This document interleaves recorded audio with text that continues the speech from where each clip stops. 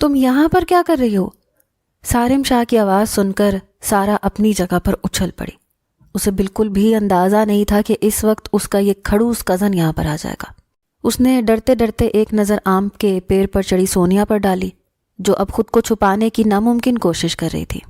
اس کی نظروں کے تعاقب میں جب صارم نے پیڑ کی طرف دیکھا تو حیران رہ گیا۔ چند ہی لمحوں میں اس کا چہرہ غصے سے لال ہو چکا تھا۔ کچھ دن پہلے اس نے ان دونوں کو باغ میں آنے سے منع کیا تھا، کیونکہ آج سے 2 سال پہلے سونیا پیڑ سے گر کر اپنی ایک ٹانگ توڑوا چکی تھی، لیکن وہ پھر بھی اپنی حرکتوں سے باز نہیں آ رہی تھی۔ 2 منٹ کے اندر اندر نیچے اترو، ورنہ مجھ سے برا کوئی بھی نہیں ہوگا، صارم نے نیچے سے چلاتے ہوئے کہا۔ صارم کی غصے بھری آواز سن کر سونیا کا دل خوف سے کانپنے لگا۔ اسے اس شخص سے ہمیشہ سے ہی خوف محسوس ہوتا تھا۔ صارم شاہ کے سامنے بات کرتے ہوئے اس کی ٹانگیں کانپتی تھیں۔ وہ یہی کوشش کرتی تھی کہ اس کا صارم شاہ سے سامنا نہ ہو۔ اس کی ایک وجہ صارم شاہ کی آنکھیں تھی۔ سونیا کو دیکھ کر اس کی آنکھوں میں ایک عجیب سی چمک آ جاتی تھی۔ سونیا نے یہ بات محسوس کی تھی، یہی وجہ تھی کہ وہ اس کے سامنے جانے سے گریز کرتی تھی، جبکہ باقی کی کزنز پھر صارم سے بات کر لیتی تھیں۔ صارم شاہ کو نیچے دیکھ کر سونیا کو پھر سے اترنا ہی بھول گیا۔ اسے سمجھ نہیں آ رہی تھی کہ وہ نیچے کیسے اترے، جبکہ صارم نیچے کھڑا مسلسل اسے آوازیں دے رہا تھا۔ میں نیچے اترتی ہوں، پہلے آپ دوسری طرف دیکھیں، سونیا نے ڈرتی آواز میں کہا۔ صارم کو پہلے اس کی بات سمجھ نہیں آئی، لیکن جب اسے بات سمجھ آئی تو اس کا حیرت سے منہ کھل گیا۔ کیا مطلب ہے تمہارا؟ ارے بھائی، یہ آپ کے سامنے نیچے اترنے سے شرما رہی ہے، آپ سائیڈ پہ جا کے کھڑے ہوں پھر یہ نیچے اترے گی۔ سارا نے صارم کی مشکل آسان کر دی۔ صارم نے ایک غصیلی نظر دونوں پر ڈالی اور اپنا چہرہ دوسری طرف موڑ لیا۔ اس کے چہرہ موڑنے کی دیر تھی، سونیا جلدی سے نیچے اتر آئی۔ اس نے سارا کو اشارہ کیا اور وہ دونوں جلدی سے وہاں سے بھاگ گئے۔ صارم کافی دیر تک یوں ہی کھڑا رہا۔ اب اسے غصہ آ رہا تھا۔ اس نے سارا کو آواز دی، لیکن اسے جواب موصول نہ ہوا۔ چند لمحوں میں ہی اسے ساری گیم سمجھ میں آ گئی۔ وہ دونوں اسے بے وقوف بنا کر وہاں سے جا چکی تھیں۔ اسے رہ رہ کے خود پر غصہ آ رہا تھا۔ ان کی کلاس لینے کا موقع وہ خود اپنے ہاتھوں سے گنوا چکا تھا۔ گھر کے اندر آنے کے بجائے وہ گھر سے باہر نکل گیا۔ اسے اپنے ایک دوست سے ملنے جانا تھا۔ دوسری طرف سونیا کو اب ڈر لگ رہا تھا۔ اسے سمجھ نہیں آ رہی تھی کہ وہ صارم کا کیسے سامنا کرے گی، کیونکہ وہ جانتی تھی کہ صارم اسے روک کر اس کی اس حرکت کی وجہ پوچھے گا۔ اس نے سوچ لیا تھا کہ آج وہ اس سے نہیں ڈرے گی، بلکہ اس کی آنکھوں میں آنکھیں ڈال کر جواب دے گی، جیسے باقی کزن کرتے ہیں۔ وہ انہی سوچوں میں گم تھی جب کوئی اس کے قریب آ کر بیٹھا۔ سونیا اپنی جگہ سے اچھل پڑی۔ اس نے دیکھا وہاں اس کے چاچو کا بیٹا ارسلان تھا۔ تمہیں کتنی دفعہ کہا ہے مجھے یوں نہ ڈرایا کرو، پہلے میرا چھوٹا سا دل ہے، کہیں تمہاری ان حرکتوں کی وجہ سے بند نہ ہو جائے، سونیا نے منہ بناتے ہوئے کہا۔ لو جی، اب میں نے کیا کر دیا؟ میں تو بس اپنے گھر میں اپنے ہی صوفے پر آ کر اپنی مرضی سے بیٹھا ہوں، اب تمہیں اس سے بھی مسئلہ ہے تو تم بے شک یہاں سے چلی جاؤ، ارسلان نے اسے ٹکا سا جواب دیا۔ سونیا کو اس کی اسی بدتمیزی سے نفرت تھی۔ بلا شبہ سونیا اس سے 1 سال چھوٹی تھی، لیکن پھر بھی ارسلان ہر بار اسے ٹکا سا ہی جواب دیتا تھا۔ وہ منہ بنا کر وہاں سے اٹھ گئی اور اپنے کمرے میں جانے لگی کہ اسے ارسلان کی آواز سنائی دی۔ میں نے تمہیں بتانا تھا، کل عاطف اسلم کا کانسرٹ ہے، میں نے تمہارا اپنا اور سارا کا ٹکٹ خریدا ہے، کل شام کو تیار رہنا، مجھے کوئی بہانہ نہیں چاہیے۔ ارسلان یہ کہہ کر وہاں سے چلا گیا، جبکہ سونیا اسے روکتی رہ گئی۔ اسے سب سے زیادہ غصہ خود ہی پر آ رہا تھا۔ نہ جانے کیوں وہ ہر قسم کی بات مان لیتی تھی اور ہمیشہ اپنی مرضی کے خلاف ہی کام کرتی تھی۔ اس کے کزنز آسانی سے اس سے سارے کام نکلوا لیتے تھے اور وہ بس انہیں روکتی ہی رہ جاتی تھی۔ وہ منہ پھلا کر کمرے میں داخل ہوئی۔ سارا پہلے سے ہی وہاں پر موجود تھی۔ اسے یوں منہ پھلائے دیکھ کر سارا نے جب اس سے وجہ پوچھی تو اس نے منہ بناتے ہوئے تھوڑی دیر پہلے والی بات بتا دی۔ سونیا کی بات سن کر سارا خوشی سے جھومنے لگی۔ وہ کافی دنوں سے ارسلان کو عاطف اسلم کے کانسرٹ کے بارے میں بتا رہی تھی اور اس کی منتیں کر رہی تھی کہ وہ ٹکٹ خریدے۔ وہ ارسلان کے ساتھ اس کانسرٹ پر جانا چاہتی تھی کیونکہ وہ ہمیشہ ارسلان کے ساتھ انجوائے کرتی تھی، جبکہ اپنی کزن سونیا کا اسے پتہ تھا۔ اسے ان چیزوں سے کچھ خاص دلچسپی نہیں تھی، اس لیے اس نے سونیا کو زیادہ فورس نہیں کیا، لیکن اس نے سونیا سے پہلے اس کا سرسری سا ذکر کیا تھا۔ آج جب اسے پتہ چلا کہ ارسلان نے ٹکٹ خرید لیے ہیں تو اس کا چہرہ خوشی سے کھل اٹھا۔ دوسری طرف اسے حیرانگی ہو رہی تھی کہ ارسلان نے اسے کیوں نہیں بتایا، اس نے سونیا کو کیوں بتایا، جبکہ سونیا کو تو ان چیزوں سے کوئی خاص دلچسپی نہیں ہے۔ لیکن پھر اس نے اس چیز کو نظر انداز کیا اور کل کے لیے ڈریس ڈیسائیڈ کرنے لگی۔ دوسری طرف سارم جیسے ہی گھر میں داخل ہوا، سب سے پہلا خیال اسے سونیا کا آیا۔ اس کا خیال آتے ہی اس کے چہرے پر مسکراہٹ آ گئی۔ تم سے تو میرا حساب کتاب باقی ہے، بس تم مجھے کہیں نظر آ جاؤ بھیگی بلی۔ اسے زیادہ انتظار نہیں کرنا پڑا۔ تھوڑی دیر بعد اسے سونیا کچن کے اندر جاتی ہوئی دکھائی دی۔ اس کے بال الجھے ہوئے تھے جبکہ اس کی آنکھیں نیند سے بوجھل تھیں۔ سارم کو اندازہ ہو گیا کہ موصوفہ کو آدھی رات کے وقت بھوک لگی ہے۔ یہی وجہ تھی جو سونیا کو کچن میں لے کر آتی تھی۔ سونیا کچن میں کھڑی اپنے لیے کھانا گرم کر رہی تھی جب اسے یوں محسوس ہوا کوئی اس کے پیچھے آ کر کھڑا ہوا ہو۔ اس کا دل خوف سے کانپنے لگا۔ آج رات کو سونے سے پہلے اس نے ایک ہارر مووی دیکھی تھی، اس میں بھی ایسا ہی ایک سین تھا۔ لڑکی کچن میں جاتی ہے اور وہاں پر بھوت آ جاتا ہے۔ سونیا دل ہی دل میں آیت الکرسی پڑھنے لگی، اللہ تعالیٰ سے دعائیں مانگنے لگی۔ اب اسے قدموں کی آواز اپنے قریب آتی ہوئی سنائی دے رہی تھی۔ مزید خود پر قابو رکھنا سونیا کے لیے مشکل ہو گیا۔ اس سے پہلے کہ اس کی چیخ کی آواز پورے گھر کو سنائی دیتی، سارم نے جلدی سے اس کے منہ پر ہاتھ رکھ دیا۔ بلی تو میری سوچ سے بھی زیادہ ڈرپوک ہے، اس نے مسکراتی ہوئی آواز میں کہا۔ تھوڑی دیر بعد سونیا کو اندازہ ہوا کہ یہ کوئی بھوت نہیں ہے بلکہ دیو ہے، سارم شاہ۔ جیسے ہی وہ ہوش کی دنیا میں آئی وہ فوراً سے سارم سے دور ہوئی۔ آپ نے تو مجھے ڈرا ہی دیا تھا، یہ کون سا طریقہ ہے یوں کسی سے بات کرنے کا؟ اور آپ رات کے اس پہر یہاں کیا کر رہے ہیں؟ آپ کو پتہ نہیں ہے کہ یہ زنان خانہ ہے، رات کے وقت یہاں آنا منع ہے۔ اگر آپ کو یہاں پر بابا نے دیکھ لیا تو بہت غصہ کریں گے، لہٰذا بہتر ہے کہ آپ یہاں سے چلے جائیں۔ نہ جانے سونیا میں اتنی ہمت کہاں سے آ گئی تھی۔ آج وہ بغیر ہکلائے سارم کے سامنے بات کر رہی تھی، اور نہ صرف وہ اس سے بات کر رہی تھی بلکہ اسے یہاں سے جانے کے لیے بھی کہہ رہی تھی۔ سارم نے مسکراتے ہوئے سونیا کو دیکھا اور سونیا کی ہمت کو داد دی۔ لگتا تھا کسی نے اس کی اچھے سے برین واشنگ کی تھی، اسی وجہ سے وہ اس سے نہیں ڈر رہی تھی اور نہ ہی اس سے گھبرا رہی تھی۔ لیکن وہ یہاں سے گیا نہیں بلکہ وہیں کرسی پر بیٹھ گیا اور مسکراتی ہوئی نظروں سے سونیا کو دیکھنے لگا۔ سونیا کو اب اس کا یوں دیکھنا زہر لگ رہا تھا۔ کچھ شرم و حیا ہوتی ہے انسان میں، لیکن یہ سارم شاہ کا ان چیزوں سے دور دور تک کوئی تعلق نہیں تھا۔ اس نے تھوڑی دیر کے لیے یہ سب برداشت کیا، پھر چولہا بند کر کے وہاں سے کھانا کھائے بغیر ہی جانے لگی۔ اس سے پہلے کہ وہ وہاں سے جاتی اسے سارم کی آواز سنائی دی، اگر تم یہاں سے نکلی تو مجھ سے برا کوئی بھی نہیں ہوگا۔ اس کی غصیلی آواز سن کر سونیا اپنی جگہ پر کانپنے لگی۔ سارم نے جب اس کے کانپتے ہوئے وجود کو دیکھا تو مسکرانے لگا۔ بس اتنی ہمت تھی اس بلی میں، اس نے مسکراتے ہوئے سوچا۔ اس نے سونیا کو دوبارہ آواز دی اور اسے اپنے ساتھ ٹیبل پر بیٹھنے کے لیے کہا۔ سونیا خاموشی سے آ کر بیٹھ گئی۔ اس کی آنکھوں میں آنسو تیر رہے تھے، وہ خود کو بہت بے بس محسوس کر رہی تھی۔ نہ جانے کیوں وہ ہمیشہ اس شخص کی بات مان لیتی تھی، نہ جانے اس کا یہ ڈر کب اس کے دل سے جائے گا۔ اپنے آنسو بھی اسی وقت صاف کرو، سارم نے دوبارہ حکمیہ لہجے میں کہا۔ سونیا نے خاموشی سے اپنے آنسو صاف کیے، پھر شکایتی نظروں سے اس کی طرف دیکھنے لگی۔ آپ کو کیا ملتا ہے مجھے تنگ کر کے؟ مجھے آپ سے بات نہیں کرنی، نہ ہی مجھے آپ کے ساتھ بیٹھنا ہے، مجھے یہاں سے جانا ہے۔ آپ میرے کزن ہیں، میں آپ کی عزت کرتی ہوں، لیکن اس سے زیادہ ہمارا کوئی رشتہ نہیں ہے، اور کزن کے ناطے آپ کو بھی یہ حق نہیں ہے کہ آپ مجھ پر یوں حکم چلائیں یا مجھے یوں خوفزدہ کریں۔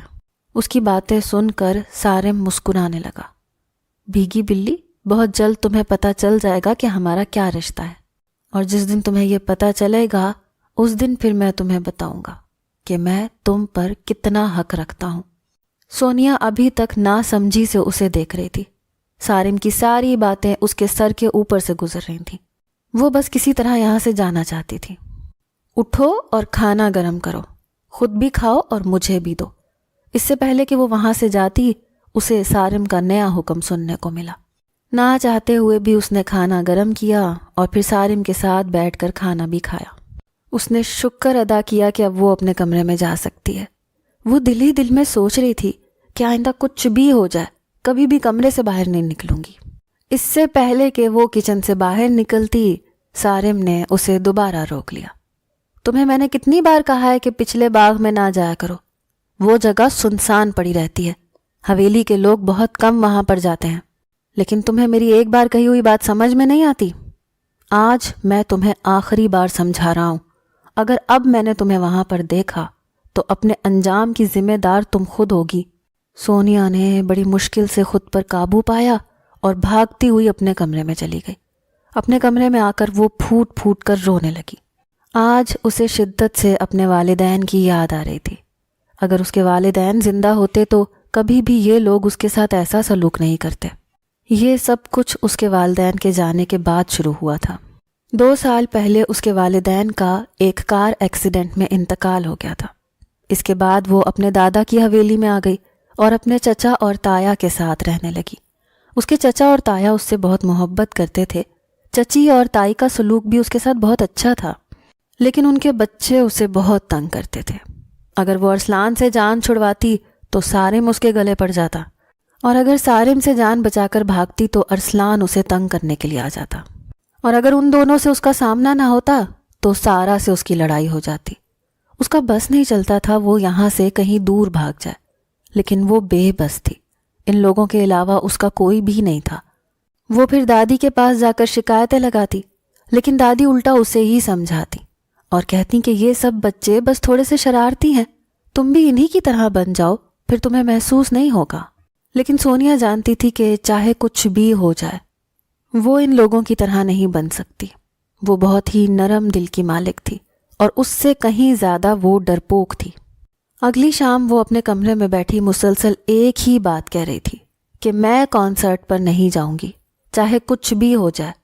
سارا پہلے تو اسے مناتی رہی، اور پھر جب سونیا نے اپنی ضد نہیں چھوڑی تو اس نے سونیا کو اس کے حال پر چھوڑ دیا اور خود تیار ہونے لگی۔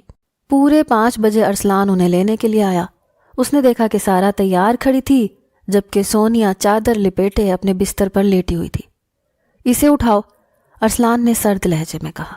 اس کی بات سن کر سارا حیرانگی سے اس کی طرف دیکھنے لگی، جیسے پوچھ رہی ہو کہ تمہارا دماغ تو خراب نہیں ہو گیا؟ ابھی اور اسی وقت اسے اٹھاؤ اور نیچے لاؤ، اگر یہ کانسرٹ پر نہیں گئی تو میں کسی کو بھی نہیں لے کر جا رہا۔ ارسلان یہ کہہ کر وہاں سے نیچے چلا گیا، جبکہ سارا نے اپنا سر دونوں ہاتھوں میں گرا لیا۔ سونیا بظاہر سو رہی تھی، لیکن وہ ارسلان کی ساری باتیں سن رہی تھی۔ اس کی آنکھوں سے آنسو بہنے لگے۔ اسے ارسلان سے شدید نفرت محسوس ہو رہی تھی۔ وہ غصے سے اپنے بستر پر اٹھ بیٹھی۔ اس نے سارا کو دیکھا جو خود پریشان بیٹھی ہوئی تھی۔ سونیا کو احساس ہوا کہ اس کی وجہ سے سارا کا بھی سارا مزہ خراب ہو جائے گا، کیونکہ سارا کل سے کانسرٹ پر جانے کی تیاری کر رہی تھی۔ نہ چاہتے ہوئے بھی وہ تیار ہونے لگی۔ اس نے کالے رنگ کا جوڑا پہنا تھا جس میں اس کی سفید رنگت دمک رہی تھی۔ ہلکا سا میک اپ کرنے کے بعد یوں محسوس ہو رہا تھا جیسے وہ کوئی پرستان کی شہزادی ہو۔ تھوڑی دیر بعد وہ سارا کے ساتھ نیچے آ گئی۔ ارسلان چند لمحے تو اسے دیکھتا ہی رہ گیا۔ وہ سوچ بھی نہیں سکتا تھا کہ سونیا اتنی پیاری بھی لگ سکتی ہے۔ ہر بار جب وہ تیار ہوتی تھی تو ارسلان کو وہ یوں ہی مبہوت کر دیتی تھی۔ اپنے چہرے پر نظروں کی تپش محسوس ہونے پر وہ کنفیوز ہو گئی۔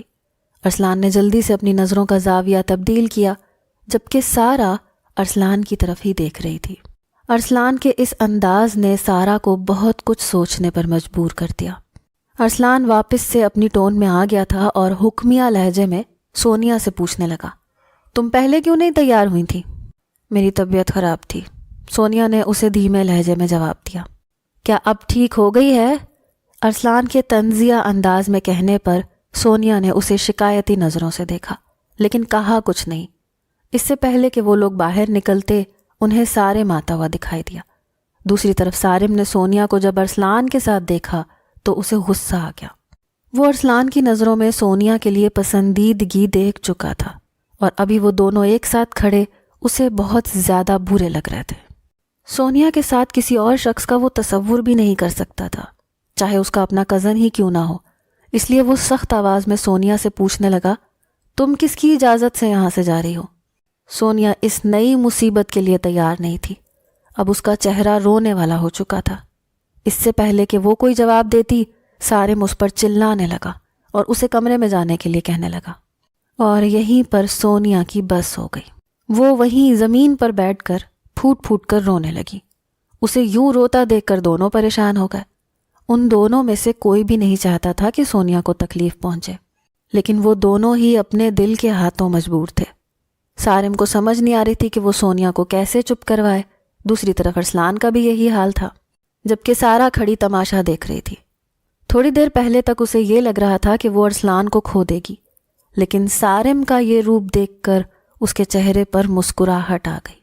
سونیا کے رونے کی آواز سن کر ان کی دادی لاؤنج میں آ گئی۔ سامنے کا منظر دیکھ کر وہ خود پریشان ہو گئیں۔ انہوں نے سونیا سے وجہ پوچھی تو سونیا نے روتے ہوئے دونوں کا رویہ بتا دیا۔ سونیا کی دادی نے سارم کو ڈانٹا اور اسے یہاں سے جانے کے لیے کہا، جبکہ ان تینوں کو دوبارہ کانسرٹ پر بھیج دیا۔ ارسلان کے چہرے سے مسکراہٹ ختم ہونے کا نام نہیں لے رہی تھی۔ وہ لوگ 2 گھنٹے تک کانسرٹ انجوائے کرتے رہے۔ اس کے بعد وہ ڈنر کرنے کے لیے سمندر کنارے بنے ایک خوبصورت سے ریسٹورنٹ پر چلے گئے۔ سمندری ہوائیں چل رہی تھیں۔ سونیا اپنا دوپٹہ سنبھالنے کی ہر ممکن کوشش کر رہی تھی، لیکن بار بار اس کا دوپٹہ اس کے سر سے سرک رہا تھا۔ ارسلان نے ایک نظر سارا پر ڈالی جو دوپٹے سے بالکل بے نیاز تھی۔ ابھی اور اسی وقت اپنے سر پر دوپٹہ لو، ورنہ میں تمہیں یہی چھوڑ کر چلا جاؤں گا، ارسلان نے سارا کو سخت لہجے میں کہا۔ سارا نے نہ چاہتے ہوئے بھی اس کی بات مان لی، اور پھر وہ 3 گھنٹے وہاں گزارنے کے بعد رات کو دیر سے گھر واپس آئے۔ سونیا کی حالت بہت خراب ہو چکی تھی۔ اس کے پاؤں میں شدید درد ہو رہا تھا۔ آج سے پہلے وہ اتنا زیادہ نہیں چلی تھی، لیکن اسے واقعی میں بہت مزہ آیا تھا۔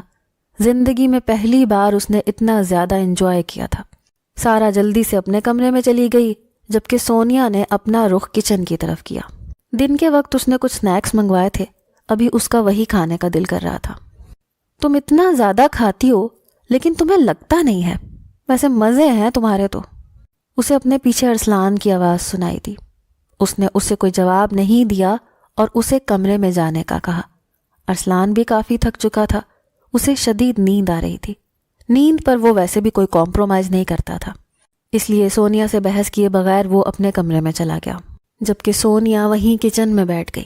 اس کا دھیان بار بار سارم کی طرف جا رہا تھا۔ آج دن کے وقت اس کی وجہ سے سب کے سامنے سارم کی عزت کا فالودہ بنا تھا، لیکن اس میں غلطی بھی تو سارم کی تھی۔ اس نے سارم پر سارا الزام ڈال کر خود کو پرسکون کرنے کی کوشش کی۔ وہ کھانا کھانے میں مصروف تھی جب اسے یوں محسوس ہوا جیسے کوئی اسے دیکھ رہا ہے۔ اس نے نظر اٹھا کر دیکھا تو سامنے سارم شیلف سے ٹیک لگائے آرام سے کھڑا اسے دیکھ رہا تھا۔ اس کا منہ حیرت سے کھل گیا۔ منہ بند کر لو، یہ میں ہی ہوں۔ آپ اس وقت یہاں پر کیا کر رہے ہیں؟ کہیں آپ میری دوبارہ بے عزتی کرنے کے لیے تو نہیں آئے؟ میں پہلے ہی آپ کو بتا رہی ہوں، اگر آپ نے مجھے کچھ کہا تو میں ابھی دادی امی کو آواز دے دوں گی۔ ٹھیک ہے، دو آواز، چلاؤ، میں انتظار کر رہا ہوں، سارم نے کہا اور مزے سے اس کے سامنے والی کرسی پر بیٹھ گیا۔ اسے پتا تھا کہ سونیا اس وقت نہیں چلائے گی۔ وہ جانتا تھا کہ سونیا آدھی رات کے وقت کسی بھی قسم کا کوئی تماشا نہیں کرے گی، کیونکہ اسے اپنے سے زیادہ دوسروں کے آرام کی فکر تھی۔ سونیا بے بسی سے اس کے چہرے کی طرف دیکھنے لگی۔ آپ مجھ سے چاہتے کیا ہیں؟ تھوڑی دیر بعد اس کی آواز گونجی۔ مجھے صرف تم چاہیے ہو، سارم نے انتہائی سنجیدگی سے جواب دیا۔ اسے سارم سے اس جواب کی امید نہیں تھی۔ اس کا چہرہ شرم سے لال ہو گیا۔ کیا مطلب ہے اس بات کا؟ مطلب صاف ہے بالکل، میں تمہیں پسند کرتا ہوں اور تم سے بہت جلد شادی کرنے والا ہوں۔ میں صرف اپنی پروموشن کا انتظار کر رہا ہوں۔ جیسے ہی میری پروموشن ہو جائے گی میں اپنی امی سے اس بارے میں بات کروں گا، لیکن میں دادی کو پہلے ہی بتا چکا ہوں، انہیں کوئی مسئلہ نہیں ہے، اور جہاں تک مجھے لگتا ہے تمہیں بھی اس سے کوئی مسئلہ نہیں ہوگا۔ مجھے مسئلہ ہے، مجھے آپ سے شادی نہیں کرنی۔ اس سے پہلے کہ سارم اپنی بات مکمل کرتا، سونیا نے اس کی بات کاٹی۔ سونیا کی بات سن کر بھی سارم کے چہرے کا اطمینان نہیں گیا، وہ یوں ہی پرسکون رہا۔ یہاں پر بات تمہارے چاہنے یا نہ چاہنے کی نہیں ہو رہی، یہاں پر بات میری ہو رہی ہے، اور اس گھر میں وہی ہوتا ہے جو سارم شاہ چاہتا ہے۔ سونیا کی آنکھوں میں دوبارہ سے آنسو آ گئے۔ اس سے پہلے کہ وہ دوبارہ روتی، سارم نے اسے خاموش کروا دیا۔ یار دیکھو، اب رونا شروع نہیں کرنا۔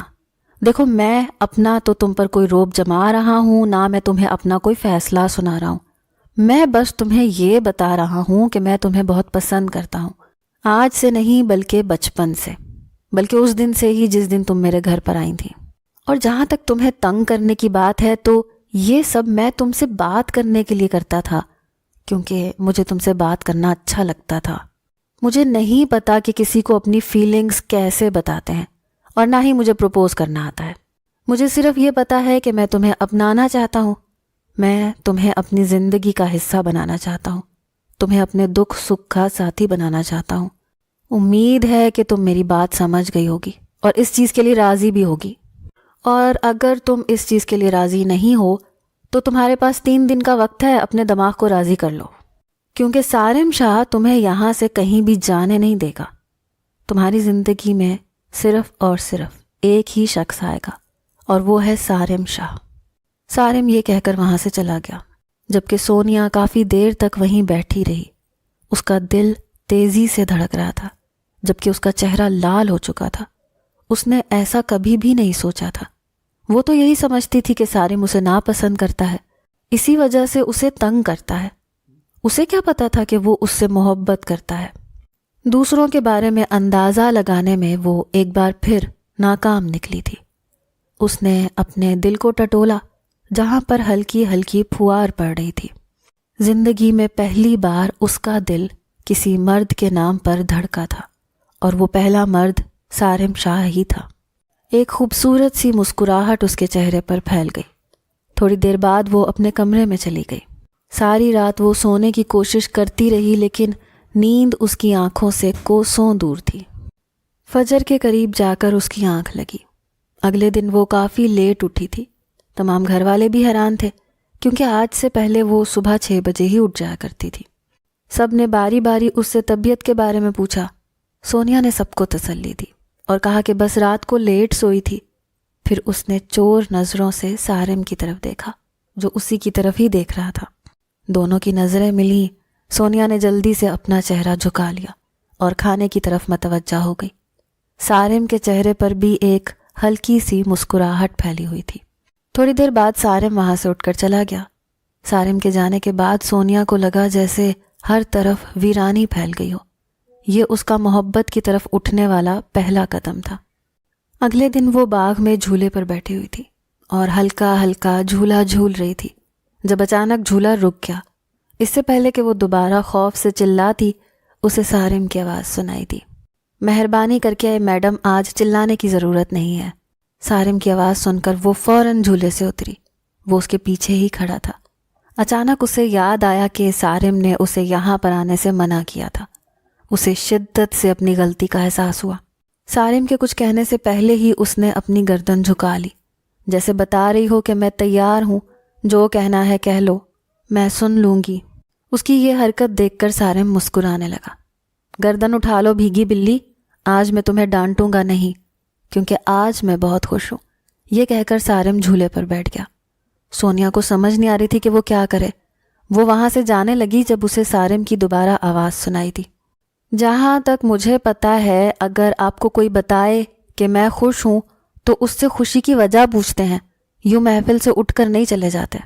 سونیا اس کی باتوں پر کنفیوز ہو رہی تھی، کیونکہ آج سے پہلے کبھی بھی سارم نے اس سے یوں نارمل لہجے میں بات نہیں کی تھی۔ اور پھر سارم کے بتانے پر سونیا کو معلوم ہوا کہ اس نے اپنی امی اور دادی سے اس بارے میں بات کر لی ہے، اور وہ سونیا کے ساتھ اس کی شادی کرنے کے لیے تیار ہو گئے ہیں۔ یہ سن کر سونیا کے چہرے پر ایک شرمیلی سی مسکراہٹ آ گئی۔ سارم اس کے بدلتے ہوئے رنگوں کو مسکراتے ہوئے دیکھ رہا تھا۔ اسے یہ لڑکی اپنے دل کے بے حد قریب لگنے لگی تھی۔ اب میں یہاں سے جاؤں؟ سونیا نے اس سے اجازت طلب کی۔ نہیں، ابھی نہیں، ابھی تو میرے سوالات جوابات کا ایک سیشن رہتا ہے۔ سونیا نے ناسمجھی سے اس کی طرف دیکھا۔ اب وہ کنفیوز ہو رہی تھی۔ میں تمہیں کیسا لگتا ہوں؟ سارم نے سونیا سے سوال کیا۔ سچ بتانا ہے یا جھوٹ بولنا ہے؟ سونیا نے الٹا سارم سے پوچھا۔ بالکل سچ۔ اگر پہلے کی بات کروں تو پہلے آپ مجھے بہت زہر لگتے تھے، لیکن اب پتہ نہیں کیوں اچھے لگنے لگے ہیں، سونیا نے سادگی سے جواب دیا۔ سونیا کی معصومیت پر وہ مسکرانے لگا۔ اس سے پہلے کہ وہ مزید کچھ کہتا، سارا سونیا کو بلانے کے لیے آ گئی اور سونیا نہ چاہتے ہوئے بھی اس کے ساتھ چلی گئی۔ اگلے کچھ دنوں تک تمام گھر والوں کو اس بارے میں معلوم ہو چکا تھا کہ سونیا اور سارم کا نکاح ہونے جا رہا ہے۔ ارسلان کو جب یہ بات پتہ چلی تو اس نے بہت واویلا مچایا کہ وہ یہ نکاح نہیں ہونے دے گا۔ اسے سونیا سے کوئی طوفانی محبت نہیں تھی، لیکن وہ سونیا کو کسی کے حوالے بھی نہیں کرنا چاہتا تھا، اور یہ ارسلان کی پرانی عادت تھی۔ ہر چیز کو وہ اپنی ملکیت سمجھنے لگتا تھا، لیکن بات یہاں پر چیز کی نہیں تھی بلکہ بات ایک انسان کی ہو رہی تھی۔ ارسلان کے بہت واویلا کرنے پر بھی کسی نے اس کی طرف زیادہ دھیان نہیں دیا۔ وہ تھوڑے عرصے کے لیے گھر چھوڑ کر چلا گیا، لیکن باہر کے دھکے کھانے کے بعد وہ دوبارہ سے واپس آ گیا۔ سارا ابھی تک اپنی محبت کو دل میں دبائے بیٹھی تھی، کیونکہ اسے پتہ چل گیا تھا کہ ارسلان اسے محبت نہیں کرتا۔ کچھ عرصے کے بعد اس کی شادی ایک آفیسر سے ہو گئی اور وہ یہاں سے چلی گئی۔ ارسلان بھی مزید تعلیم حاصل کرنے کے لیے لندن چلا گیا۔ پیچھے سونیا اور سارم رہ گئے۔ اللہ تعالیٰ نے سونیا کو 2 جڑواں بچوں سے نوازا۔ دونوں بیٹے ہی سارم کا عکس تھے۔ بچوں کی آمد کے بعد بھی سارم کی محبت کم نہیں ہوئی، بلکہ وہ سونیا سے مزید محبت کرنے لگا۔ وہ ہر ممکن طریقے سے اس کا خیال رکھنے کی کوشش کرتا۔ سونیا اٹھتے بیٹھتے اپنے رب کا شکر ادا کرتی، جس نے اسے سارم جیسا شوہر نوازا تھا۔